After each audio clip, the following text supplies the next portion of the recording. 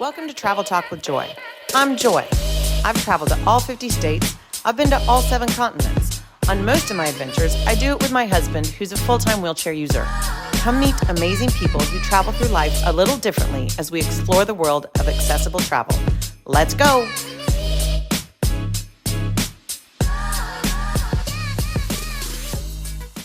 Welcome to Travel Talk with Joy. I'm so excited you guys could be here for today's episode. Before we get started, first want to say thank you to Accessible Journeys Travel Magazine. They are a new partner of ours, and it's perfect because they are a travel magazine that specializes in travels for people that have accessibility needs. So it's really a perfect partner, and we will put the link below so you can learn about them, follow them, and get their publication. They're going anywhere from the Maldives to South America, Antarctica. They're all over the place and have so much great content in their publication. So highly recommend doing that. The other thing is with fall coming, it's a perfect time to start planning a trip for the fall. Now that the summer heat is over, which is my husband in particular is so thankful that it's not 100 degrees where we go. It's a great time to plan a weekend away. So please look for some of our fall deals. And then now I want to introduce our guest. So I'm so excited. We have a 3-time, almost 4-time Paralympian. His name is Brian Siemann, and Brian is from the Mega Track Center from the University of Illinois. And welcome, Brian. We're so glad you can be here. Oh, thank you so much for having me. Yes, we are super excited for the upcoming Paralympic Games and want to talk about some of your history with your disability, but then really let's go into the Paralympic Games and talk about that. So first, just let's say, how did you become a part of the disability community? Yeah, so I acquired my injury when I was an infant. Um, a fun fact about me is that I'm a quadruplet, and I was me and my 3 sisters. We were all born about 2 months premature, and but we were all born as healthy as I guess you could be for being 2 months premature. I was the heaviest at 2 pounds. My sisters like to joke that I ate all of their food. Um, yeah, so we were born about 2 months premature, but we were relatively healthy for that. But when I was 6 days old, my doctor left my umbilical catheter open, which caused me to lose a third of the blood in my body, which caused spinal shock and paralyzed me from the waist down. Didn't happen to my sisters, just me. I drew the short straw that day, for all intents and purposes, despite being an acquired injury, I have grown up with disability. I've used different kinds of mobility devices throughout my entire life. When I was a kid, I was especially fond of using my leg braces and my walker or my crutches. I think it was that whole idea I wanted to try and like fit in, look Mhm. like everyone else. And then as I got older, I actually, when my leg braces would break, I'd be forced to use my wheelchair. And I realized how much easier it was for me to get around. Oh. That By the time I started high school, I became a wheelchair user full time. So is your injury considered a complete injury? No, it is an incomplete spinal cord injury. So with your leg braces, they were like long leg braces where you were more dragging the legs, or do you have movement of your legs? I was like dragging them. They were initially it was like the old school, like the legs were completely rigid and you'd have to like pull the little like screw up to like unlock them so the legs would like bend down. And then I graduated to these like RGO braces, I think is what they were Yeah. called. And you could if I sat down, it would like the back would hit the Yeah. seat, the edge of the seat. And then, but I was basically just swinging my legs. I was just like, I'd put my crutches down and swing forward. There was uh, never any sort of like individual leg movement. So I was just kind Okay. of swinging my arms and legs around. So where did you grow up? I grew up in New Jersey. I spent I guess most of my life until I moved out to Illinois, I lived in New Jersey with my family. I was born in Brooklyn, New York, so I like to say I'm a New Yorker because it's cooler than saying you're from New Jersey. But Way I grew up in cooler. New Jersey, yeah. So Okay. I'm a Jersey boy though at heart, and but yeah, New Jersey and Illinois have been my two homes for most of my life. So then how, growing up in New Jersey, not New York, how is the community for you as far as disability acceptance? And then also into that, how did you get into disability sports? Yeah, so I think growing up, especially the fact that I had three sisters who were the same age as me, Mhm. um, was really helpful. I never, I was the only student or student with a disability in my K through at least a visible disability, I should say. Mhm. So through K through 12, and so it was when I was younger, I never really viewed myself as any different, and my sisters and my friends all made it so that there was never any. I didn't feel different. We always adapted things so Mhm. that I could participate in whatever way I could, and so there was never. I knew that I knew that I looked different and that I had to do things differently, but I don't think that there was ever that sense of, oh, I can't do something, because I was Mhm. surrounded by people who were willing and wanting me to be included and to participate, Yeah. and so that really helped. I think just foster my own sense of independence and my own self-worth, and so that was really great. I didn't actually get started in disability sports until high school because, to be quite honest, I didn't really know that they like existed. Like I knew about Mhm. wheelchair basketball, I had seen that, but they're really, back in this is the 90s and then early 2000s, like there wasn't as many resources even as there are now, and I think the Mhm. resources now are still pretty limited too. Yeah. But it was just something that I did realize then. I was like, well, maybe sports just aren't made for someone with a disability. That's Mhm. for my sisters and my older brother. They can do that. I'm gonna do what I'm interested in, which was playing video games and reading and all these other Yeah. things. And so for me, it was I think it wasn't. So I didn't get really started until high school. And I actually got started racing in high school. My first day of high school, my then high school track coach came up to me and he asked me if I had a broken leg or if I used my wheelchair permanently, and which was a very jarring question to ask someone on, especially a high schooler on his first day of high school. And I was like, "Oh no, I use the chair permanently." And he's like, "Oh, why don't you come out for the track team?" And I was like, I just told you I can't walk. And he was like, "No, I know, I heard you, but I've seen other kids in wheelchairs at our state meet. I've never coached a kid in a wheelchair before, but if you're willing to give it a try, I am." And Wow. I said, "Yeah, yeah." My story is very atypical, I think, for a lot of atypical from what other disabled students sort of experience. But yeah, so I said yes because I also hate confrontation, and so I didn't want to say no. So I was like, yeah, sure. Really thinking that it was going to be something I would do for a year, maybe two, and then Mhm. I'd go back to what my plan was. I was going to become a teacher, and Mhm. sports had no role in my life.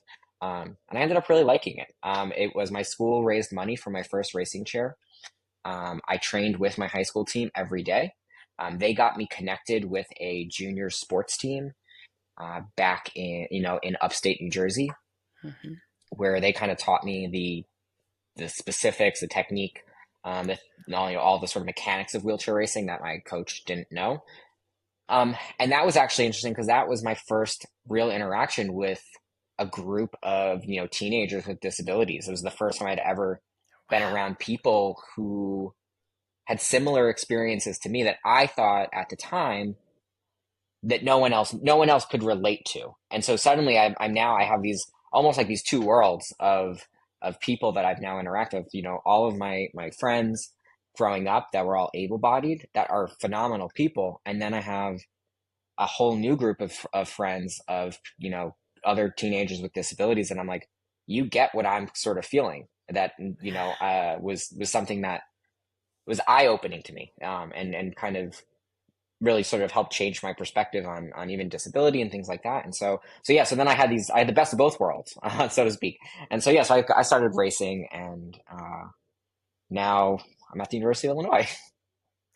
I can't imagine how that first junior track meet you went to, like, as a like, the wheelchair junior track meet must have just been like, "Oh my gosh." Like, to see all those kids, in my background, I was a coordinator for, like, some regional games, the Dixie Wheelchair Games, you may have gone, Yeah. and and that is such a cool thing, like, to think about that was your first time ever to be around kids really with disabilities. Yeah, yeah, no, and so it was I was on the Children's Specialized Hospital Lightning Wheels, and it was the Tri-State Games was my first like Hmm. juniors meet, and it was incredible to me. I had never seen that many disabled people in one setting, and with all different kinds of abilities, all different levels of functioning, and just being able to see how they navigated the world to me was eye-opening because I had such a limited and narrow perspective, which was my own. And just to be able to connect with other people and communicate in a way that, where there was an authenticity of shared lived experiences was really kind of cool to me, and was something that I was like, oh, this is something that I want to keep going to because these are now people like my people, so to speak. These are my people. You know, Hmm. the other thing that I think from this, like this, even a teeny bit of this story is how your high school coach was so like important in your whole life. Like that one man that reached out changed the direction of your whole life. Oh, absolutely. Joe McLaughlin, who was my coach at the time, was it truly he just this like innocuous comment and just wanting seeing me and just being like, oh, this would be kind of cool, completely changed my entire life in a way that Wow. to this day, I mean, I look back at the time, I didn't know even things like I didn't know how much a racing chair cost. I didn't know sort of how much he had to uh, advocate for me to be able to participate alongside my teammates at track meets. That there was, conversations that were had that was like, he is not doing a separate event. He is a part of this team. He gets to run with the team.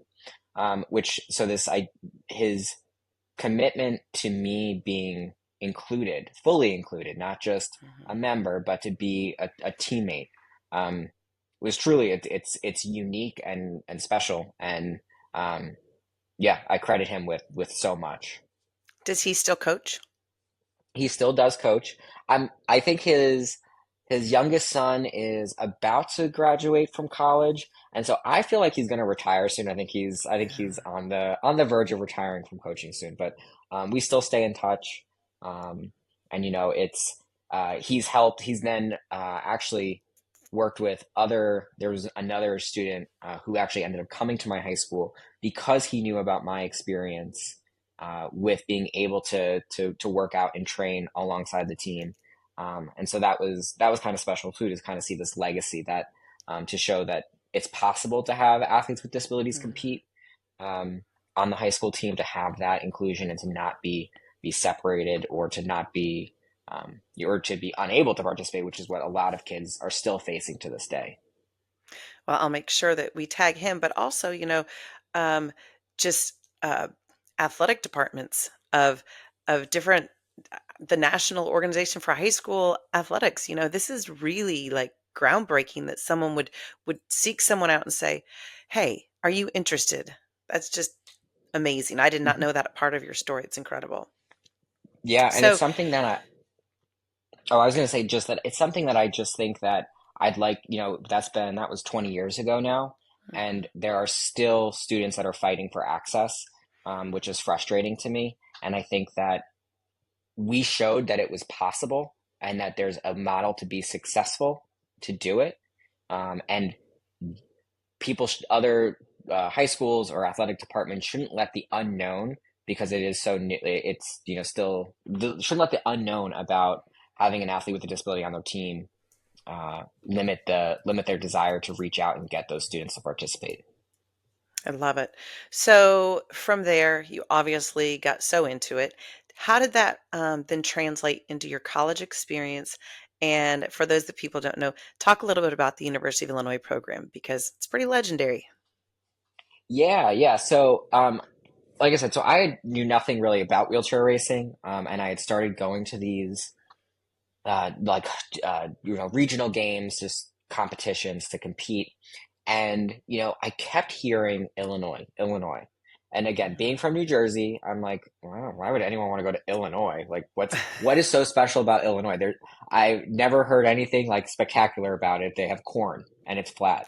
Meanwhile, in New Jersey, we have pizza, we have bagels, we have the shore, we have everything. You have the city near you, you have everything that you'd ever want. So why would anyone ever want to go to Illinois? But it kept being brought up. And so um, I learned that there was a collegiate program out here, and my coach for the juniors team had told me, you should really look to go there.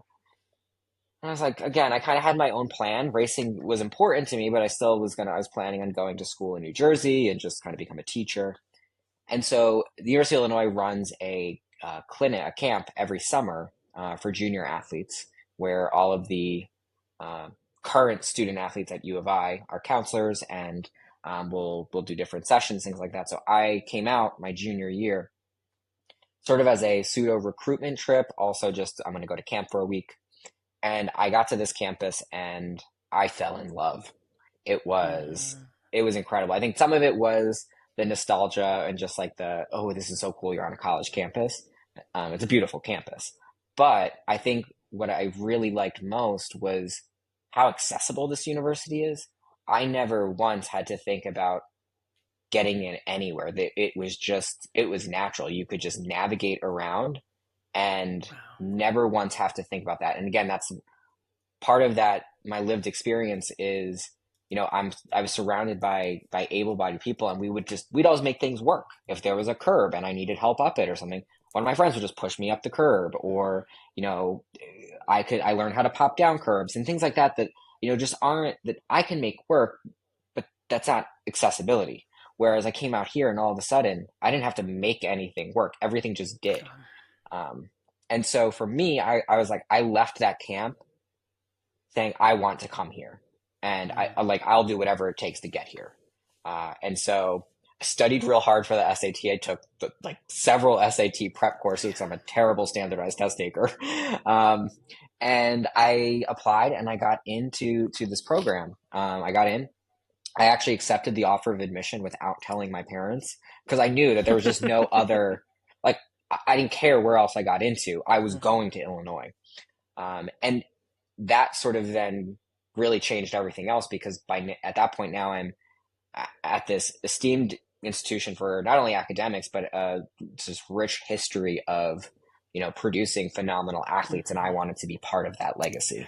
Um, so yeah, that was back in 2008, I guess, that I started, and I haven't left. So, um, 2 degrees and a full-time job later, and I'm still in Champaign, Illinois. Not a bad place to be. Yeah. So let's talk a little bit about like what a training regimen looks like under Coach Adam Bleakley. Yes. So Adam Blakeney, we have what's called the master plan. So um, he is a genius. I credit all of my success to him because if you look at pictures of me when I was younger, I do not look like I look like now. And so um, he managed to take a relatively, like, I was good enough as a juniors athlete, but took someone who was good enough and sort of chubby and made him very fit and very fast. But our typical sort of training regimen is we will train 6 days a week and twice a day, most days. Our morning sessions are usually high speed interval training on the track. Um, and then in the afternoon, we will either do a lifting session or we'll go back out on the road for more miles, so a longer endurance session. That's a lower effort pace, but steady miles anywhere from 15 to 20 miles. And Saturdays are usually our long day, and so we'll go anywhere from 20 to 30 miles on a Saturday session. So busy, busy. Wow. I've heard a lot about like also the research that they do at the University of Illinois as far as like optimizing performance and like hooking you up to machines, these kind of things. Is this real? It is real. I just actually did something yesterday with looking at torque and different glove types and measuring resistance and stopping power on wheels, things like that. We've done like lactic threshold tests. Years ago, we did this thing where we were connected to some kind of breathing apparatus and had to do a timed 5K. And so there's not only I think what really makes our program so unique is that we while there is this a very strong sort of group dynamic for training and excellence. There's also this idea of how do we push the sport further, and how can we actually use some of those that how can we be a part of research and use our different disabilities and injuries to kind of make things better. And so we actually do a lot of research too on shoulder mobility and just shoulder just like preventing shoulder injuries. And so we work with our applied health sciences department, and work with researchers there, just trying to Mhm. how to figure out how to prevent shoulder injuries, prevent falls for wheelchair users, all things that yes would impact a impact have an impact on our racing career, but also impact us in the future as once we retire from sport and then get older with disability and sort of how our bodies sort of are able to try and keep them as strong as possible. Yeah. Aging with disability is no joke. I think that Hmm. that's, where my husband and I are at is he's been in a chair for 42 years, and you use your arms as your legs for that long. You need to have some tricks. That's awesome research you guys are doing. I'd always heard those kind of uh, study ideas that they were doing in Illinois, and I just had never talked to someone that actually did those studies with the apparatus on their mouth and the whole thing. That's really interesting. Hmm. So, what is your specialty distance? My specialty distance are the sprints. And so my medal potential events are the 100, 400, and 800. But because I enjoy the tactics and the just racing experience, I also am good enough to do the longer distance events too. So I'll be doing the 5,000 in the marathon, in Paris as well. Just more for fun, in terms of racing and just getting Yeah. on the track with large group of guys, but my focus are the sprints. You're 1, 2, 4, 5, and marathon? 148 and 1, 4. 5,000. That's Yeah. interesting. Calling it all over the board there. Yes. Yes. I like to stay busy. Too much I downtime love gets me it. anxious. So I just like to keep going. The longer I'm just at the track and just moving, the less time I have to be in my head and Okay. overthink something. So for road racing, do you like 10Ks or marathons better? Oh, that's a good question. I would probably have to say the 10K. I think it's a more fun race because it's done Mhm. sooner. But marathons, marathons are always fun because you get to do. I've raced Chicago, Boston, London, New York. Those Mhm. are my like staple marathons, and they're all phenomenal. That the rate that they, the race directors put on, they bring an amazing field in, and it's fun to get to race those courses.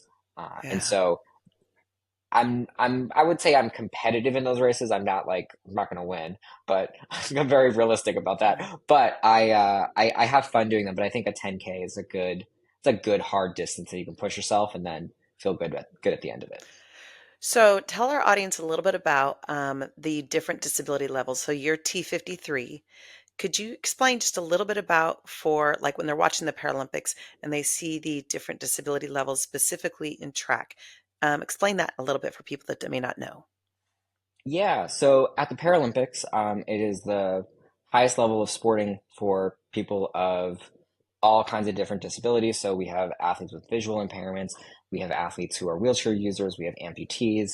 Um, and so, in order to sort of manage all of that, there's a classification system. And the classification system is intended and designed to try to make the sport as fair as possible. That's a whole other conversation to have about Yeah. classifications.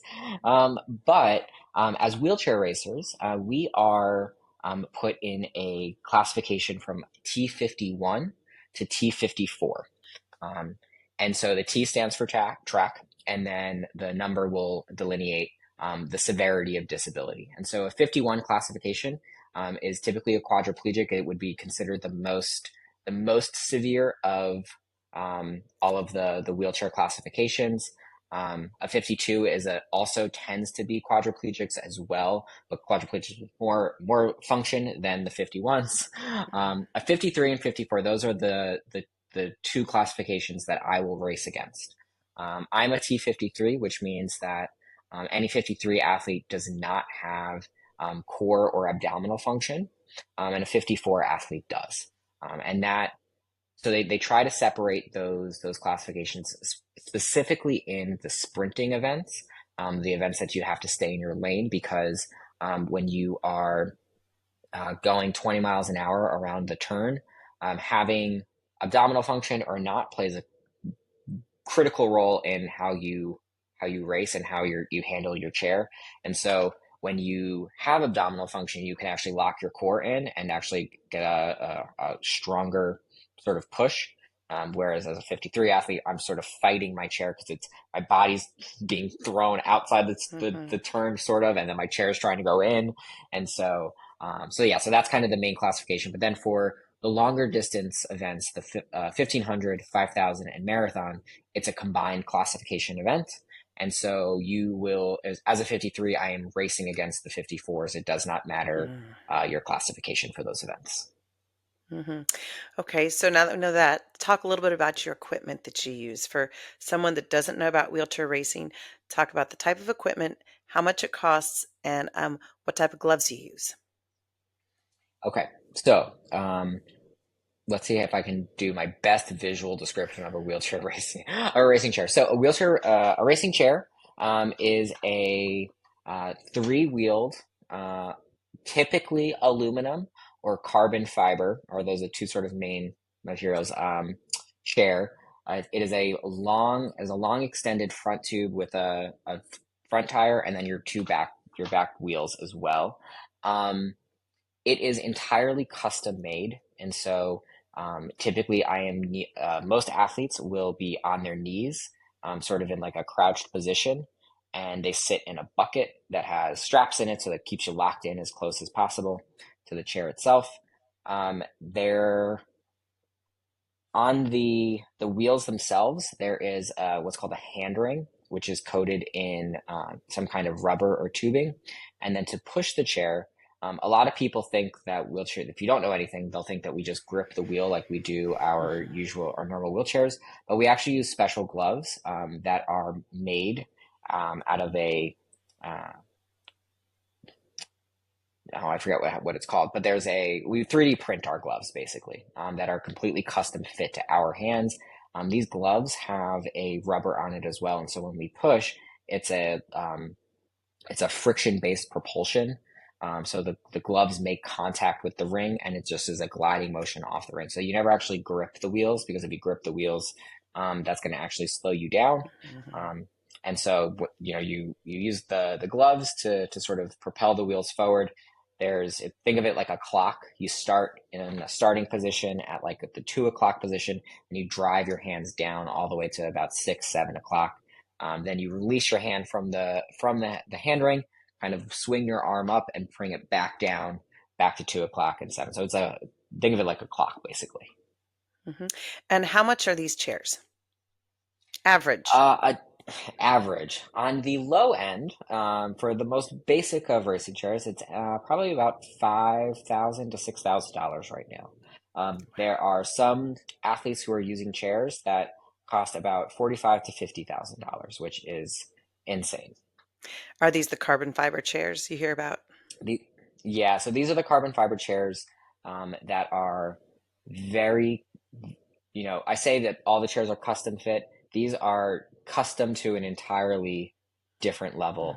Hmm. And I think that there's an interesting conversation to be had about um, chairs that are that expensive and how that is creating more barriers Hmm. to access for the sport. But also, there's also this really great innovation in the sport as well. And so Yeah.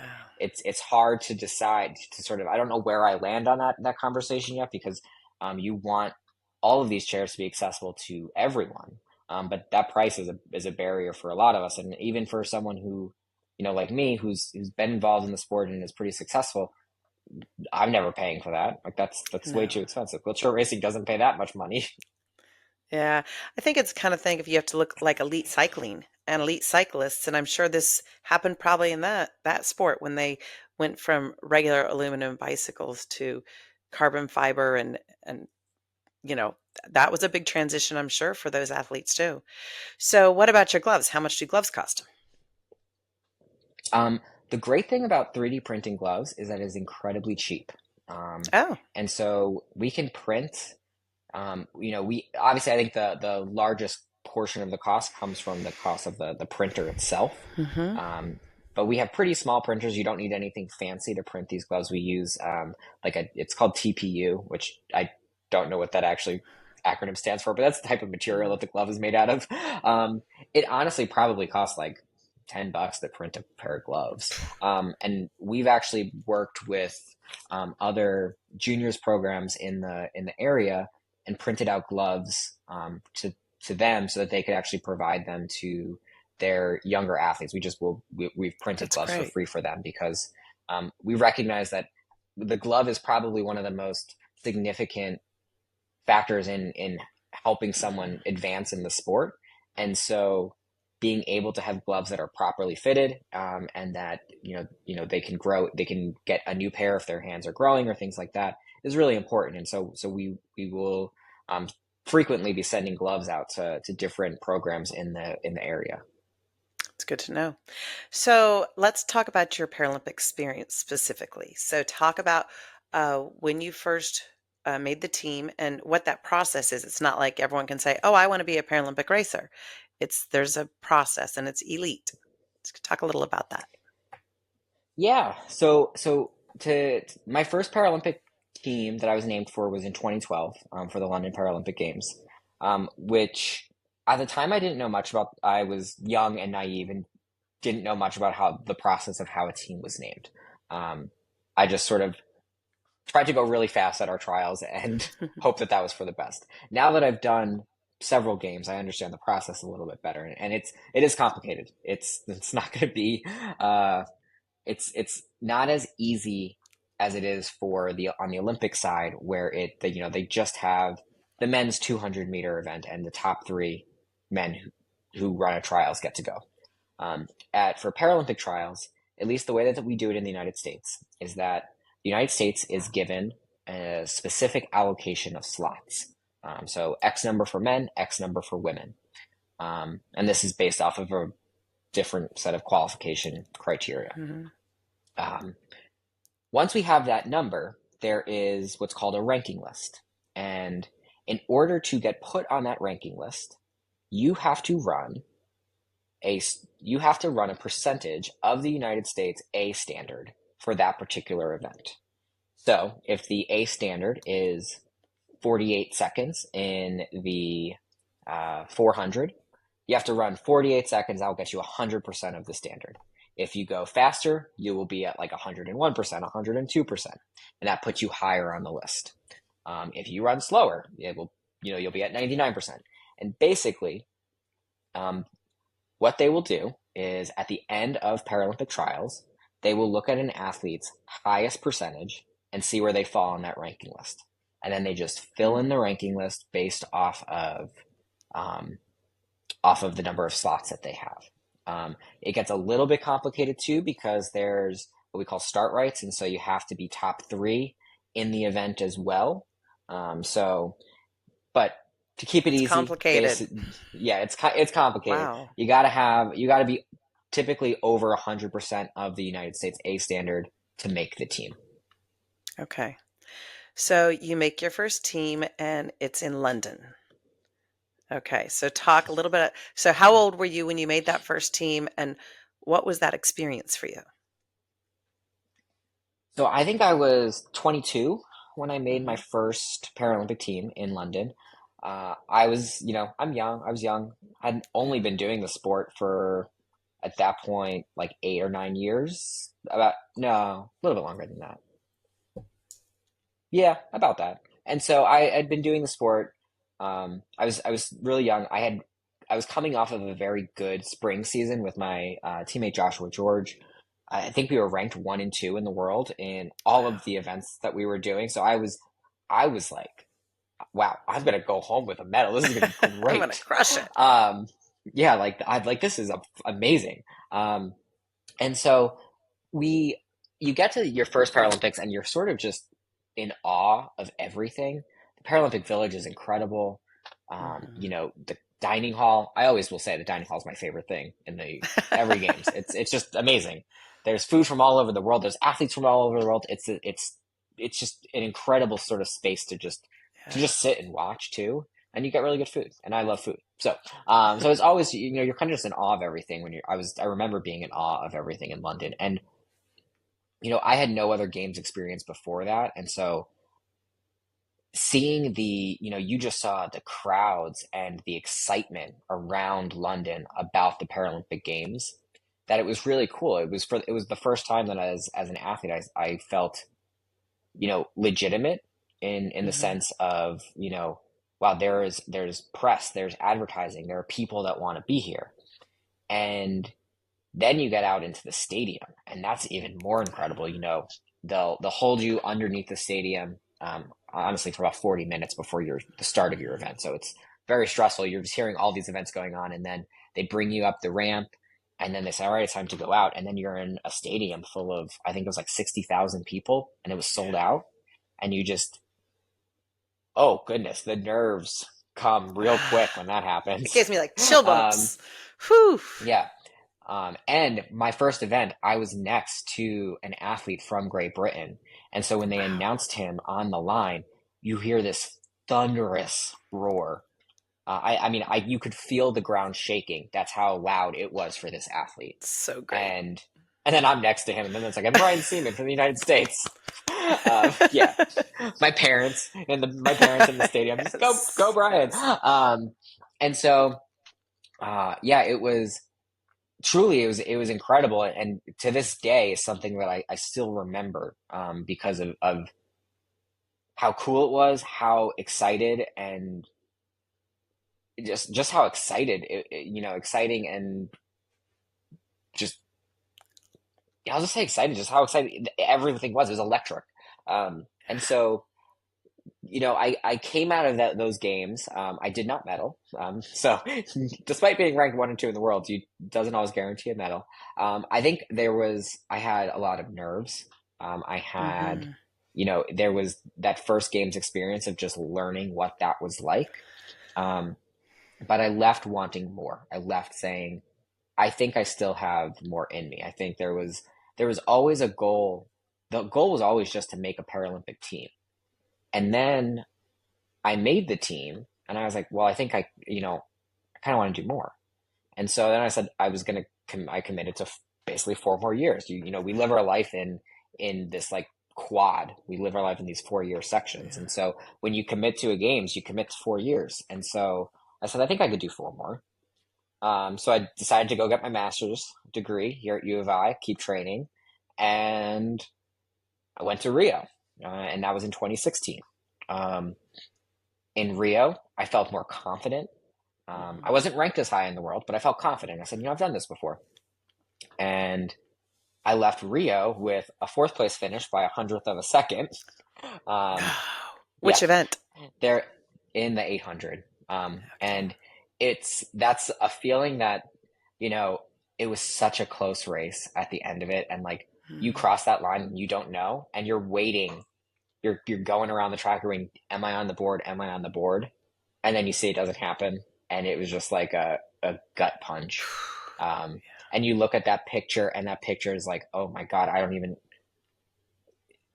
like, Yeah, a it's hair. infinitesimally small. Yeah. And so I left there being like, I don't know what I want to do. Do I want to keep doing this? And I was like, I think I do. I am so close. So we go to 4 more years.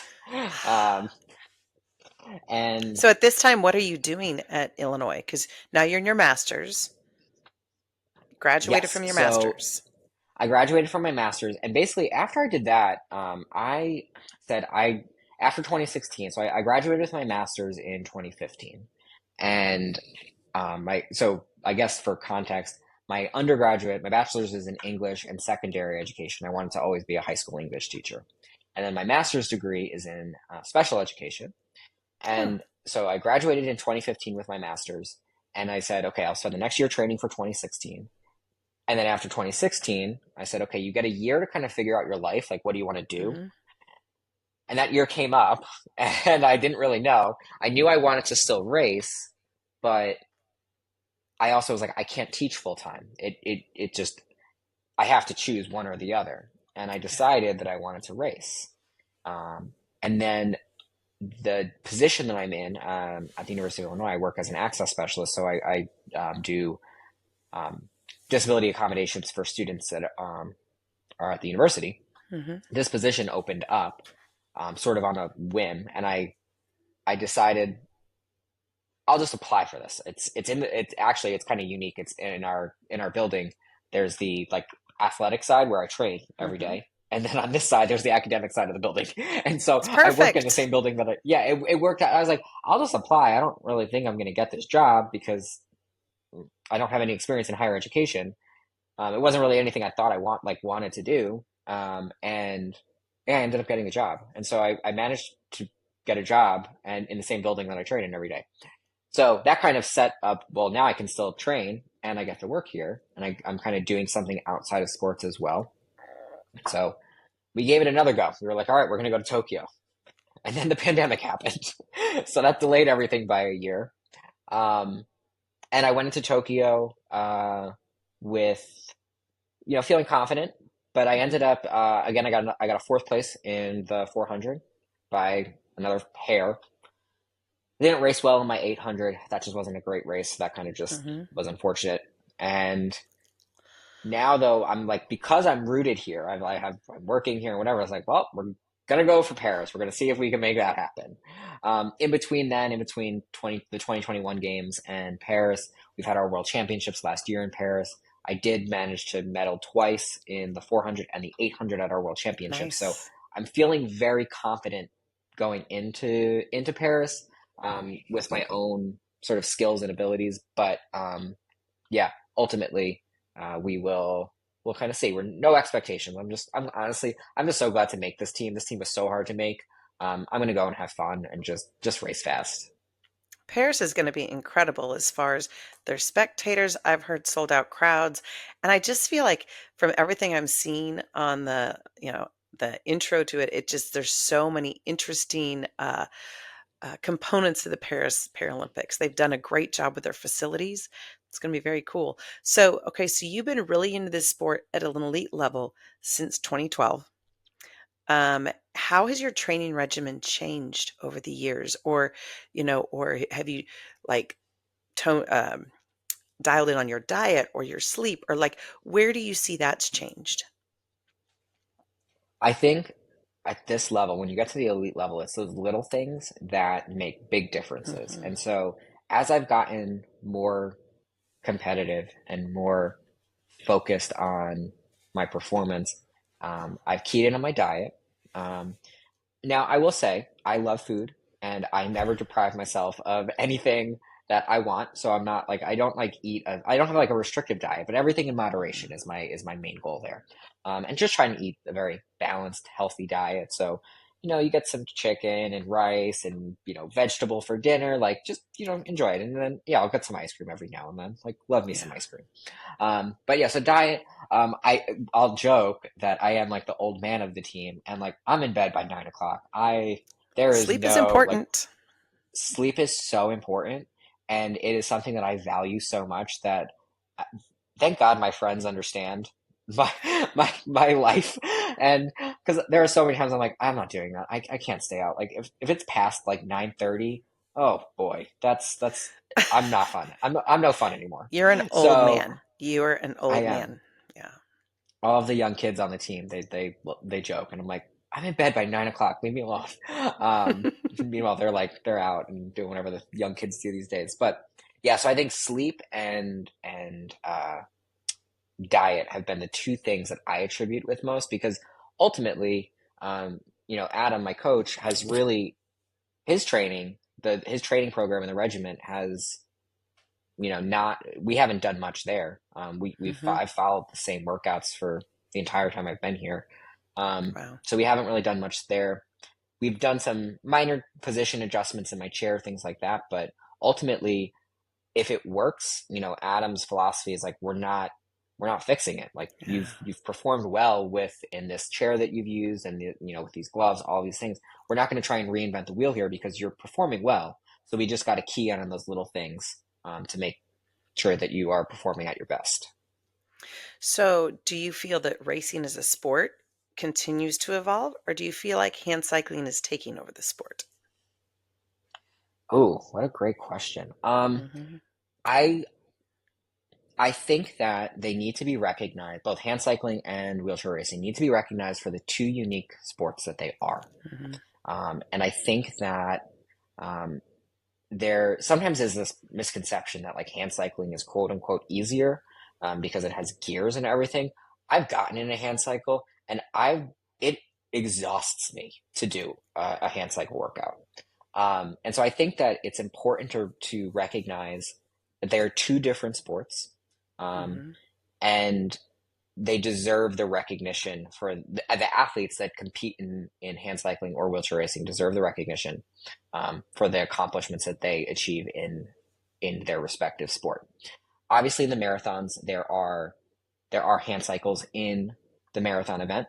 Um, and they usually run as exhibition events. They kind of run them separately. Later, they start different at different times than the wheelchair racers. And I think that more awareness needs to be brought just to the fact that they are different types of equipment. Hmm. I think people sometimes just see wheels and they think that, oh, they're the same thing. And it's like, no, they're not. Um, and you can recognize the work that these athletes have put into their respective sport when competing in these events, but people need to understand the difference between a racing chair and a hand cycle. Absolutely. So my background as a recreation therapist. And so it was, I taught people all the different sports post injury.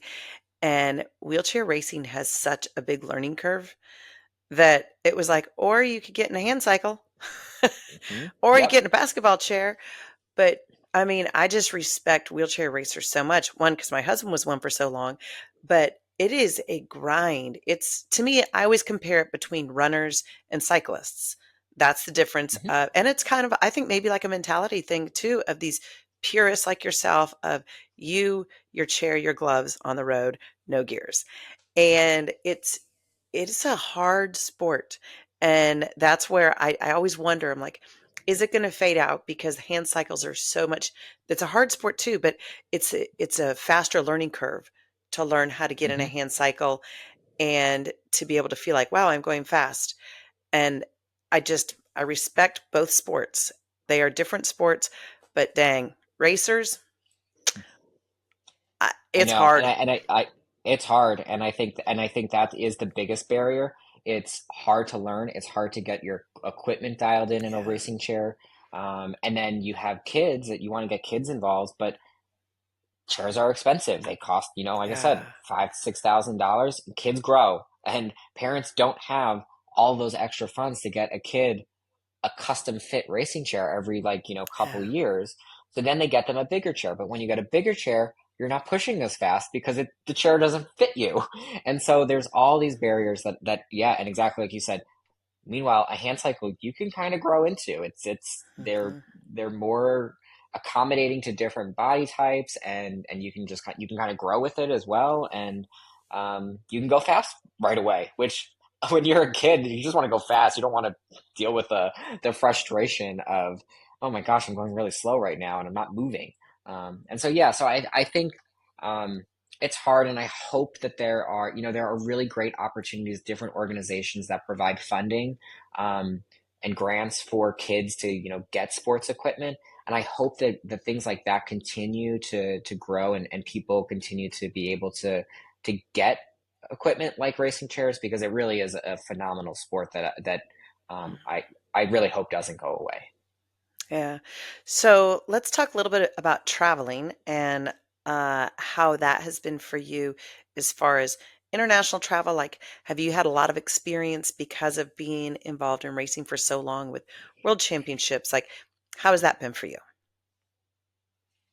Yeah, travel is interesting when you have a disability. It's always a stress to say the least. And I consider myself pretty lucky in that my chair is very small, so it's I don't use any kind of like batteries or anything like that. So my chair can sometimes even fit in like the cabin on the plane, which is Mhm. nice. But for me, travel initially was something that I didn't think about too much. I was naive. I was foolish and thought that oh, it's a wheelchair. They're going to just take care of it. It's why wouldn't they? They see it, the people handling this see that this is a wheelchair, and they're going to just take care of it. It wasn't until my wheelchair got lost in Miami one time that then I realized, oh, they don't care. And I had no Mhm. way to get around. And the response from the airline was, well, you can take this oversized chair to your car and take so at least you can get home. I was like, what am I going to do when I get home? Like, there's like no thought to any of that. So I think traveling for me has always been, so after that, I became much more aware about some of the difficulties that and challenges that it is flying while disabled. Um, but with international travel too, I think um, something that I never thought about too was even bathroom access on a plane. What that was like, because most of my experience before I started traveling internationally was always, a 2 hour flight, 2.5 hour flight. I would just go to the bathroom right before I got on the plane. Probably wouldn't drink too much, just to be safe, Mhm. and then whatever, I'd be fine. Well, when you're flying to Tokyo and it's a 14-hour flight, you got to go to the bathroom at some point. Um, and navigating that has, been it's frustrating. It's honestly somewhat like dehumanizing in certain parts, Mhm. and is really just an unpleasant experience overall. Mhm. Absolutely. There's so much progress that needs to be made in that area. So, as far as like places that you've traveled, which was the one that was the most surprisingly accepting and accessible for you? And maybe it's two different things. Maybe accepting is different than sometimes than accessible. I don't know. What's your thoughts? Oh yeah, that's actually a great question. Let's go through the places. You know, I think what's interesting, so today is the 26th, which is Mhm. the 34th anniversary of the ADA. Um, Yes. and so I think what's interesting is that when I started traveling internationally, I I took for granted some of the things that the access that we have here. Even Mhm. things like public restrooms just always need to be accessible. It's in the same place, things like that. And then when I started traveling internationally, I realized like I think when I was in Switzerland, I had to get a key to go to a specific bathroom, but I was traveling, so I didn't know I needed a key. And then I needed to go to the bathroom, but I didn't have a key, so I couldn't go to the bathroom. It's this Mhm. weird, whereas like in the United States, you got to have an accessible stall. Now, granted, whether or not you can get into that stall because someone's using it or not is a whole other conversation too. That doesn't But need it. I will, yeah, that doesn't need it. But I will say that at least when I do travel internationally, there does seem to be more acceptance of, or people will not use the accessible stalls if they don't need them. Mhm. Which is very nice. I almost never have to worry about getting access to an accessible bathroom, but it's just depending on what the if I need this like key, or there's these weird sort of things that sometimes a disabled person has to go through just to get that access there. But if you're traveling, it doesn't always happen. So that's kind Yeah. of but I think so to answer your question, I want to say probably one of the most sort of uh like I'd say accessible sort of places that I've traveled. Um, I would actually say and this is gonna, oh my God, this is gonna be so terrible. Was when I went to London, Yeah. which is are very close, similar in terms of cultural sort of values and things like that. But when they had redone the entire, when they had created new rails for the games and everything, they had them as a um, zero like stop platform, Mhm. so you could just slide right, you could get right on. That again something that I had never experienced before or thought about. I was like, wow, I can just roll right onto this train. I don't need to like get a ramp or anything like that. Wow. Um, Tokyo was also very good in terms of accessibility as well. And that was it was we weren't able to, I wasn't able to explore Tokyo because of the pandemic, but just within the confines of the village and the transportation options and getting around the venues, that was super accessible as well. Um, I think the general accessibility has been pretty good for throughout most of my travels. There haven't been many places that I've been like, oh wow, this is like not great. but I do think that there still is internationally, there very much is a, stigma around disability. So they see a disabled person out in public, and there is sometimes this um, either questioning about why you're there, or a sort of a um, you know over willingness to sort of help, because there's this Mhm. like sympathy that, like, oh, you can't just be out enjoying a cup of coffee. It's there's this pity there almost as well. And so Mhm. just because I could get somewhere doesn't always mean that it's an enjoyable experience. And so I think sometimes there I feel like I am, and then especially if there's a group of other disabled people as well, if we're like, on a trip and I'm going It's for like an coffee with outing. three of my teammates. Yeah, it's like an Yeah. outing, and they're like, what are all of you doing here? There should only be like one wheelchair that we see a day, if we see any. And so I think that when there are larger groups of disabled people, I think then there's suddenly like you always get the question like, oh, is there some sort of event going on? I was like, Mhm. well, yes, there probably is, because that's why there is a bunch of us. But also, I mean, so I get that. But a group of wheelchair users can also go out in public without there being some sort of special event going on as well, It without a doesn't have to be an competition. outing. Like, it Or doesn't a have to be an basketball outing. Like, we tournament. can, yeah, Yeah. exactly. We can just be going out for coffee. That's so funny. So yeah. So, one thing that I saw in doing a little research on you is, from what I saw, you are really into scuba. Hmm. Yes, Yes, I have you're been. master scuba. Yeah, I just finished my dive master certification back in March. That was a very long and arduous process to get done. But I've been Yes. scuba diving for um, 18 years now. Wow. I got started in high school. There's a nonprofit organization called Stay Focused that certifies teenagers with physical disabilities down in the Cayman Islands. Hmm. So you Is go this a through a scuba. national organization? Uh, yeah, so it's U.S. based, and Okay.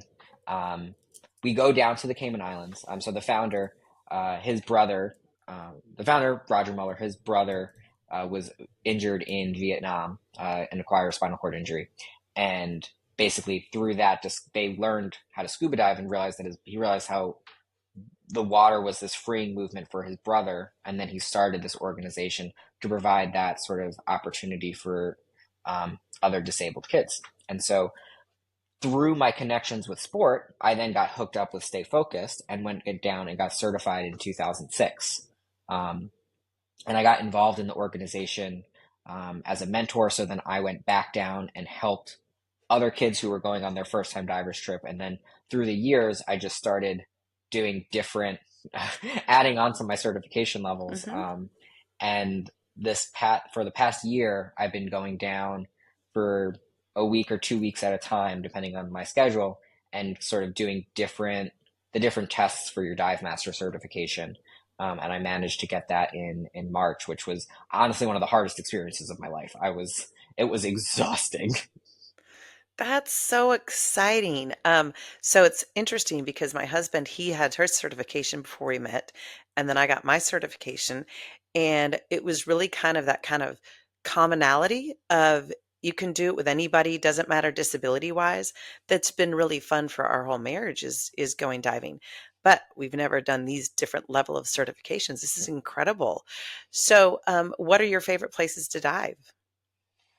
So I've been diving. I primarily stay diving in the Cayman Islands. I will, die on that hill. That Cayman has some of the best diving in the world, and it's Okay. actually I've worked with several dive shops there, and there is a a really strong desire, and actually a lot of the dive instructors there have some kind of certification working with other individuals with disabilities, which to me has, Yes.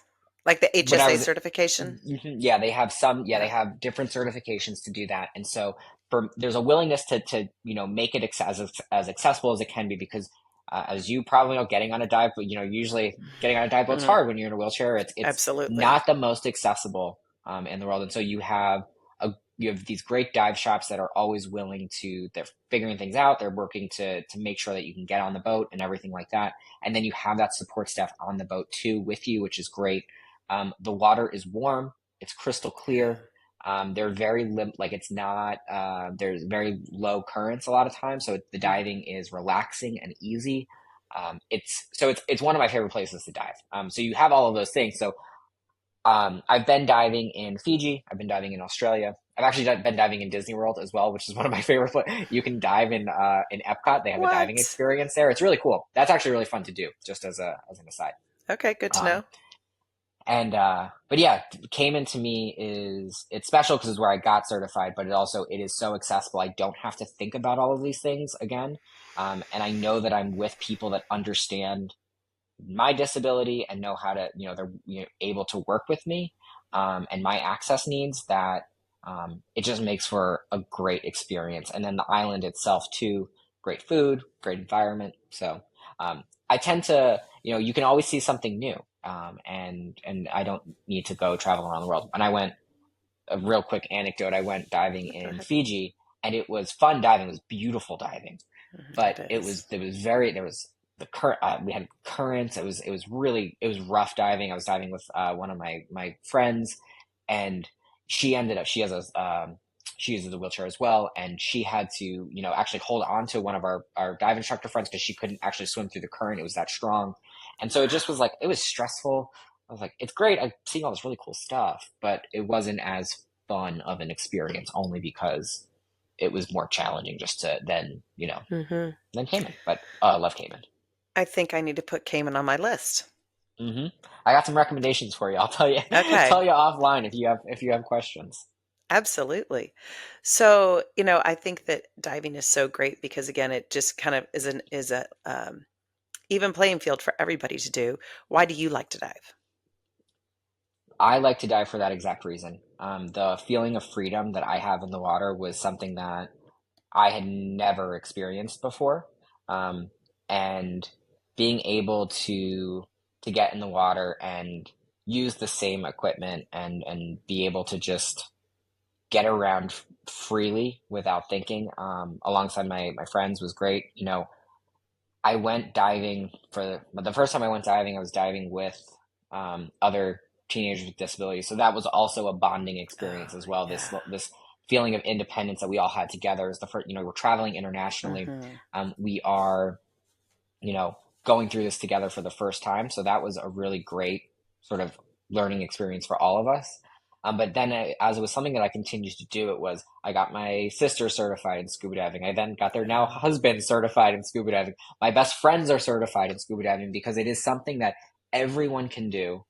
Pending like you don't have Hmm. asthma or ear issues, and Yeah. it's something that we can all do, and there doesn't need to really be that consideration about any like access needs or things like that. Really, once we start doing it, we can all do it together, and that to me is really Love it. special. Absolutely.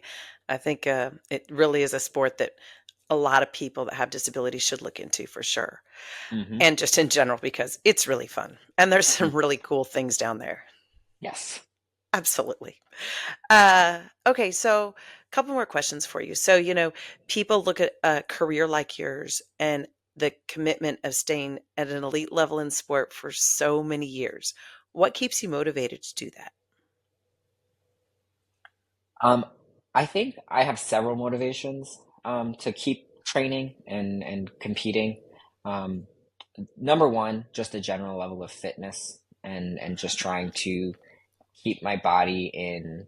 I feel good when I work out, and I think I'm in an environment where it's easy for me to do that. I have a completely accessible gym here. I have Hmm. teammates who push me, and there's um, that motivation to show up every day with them.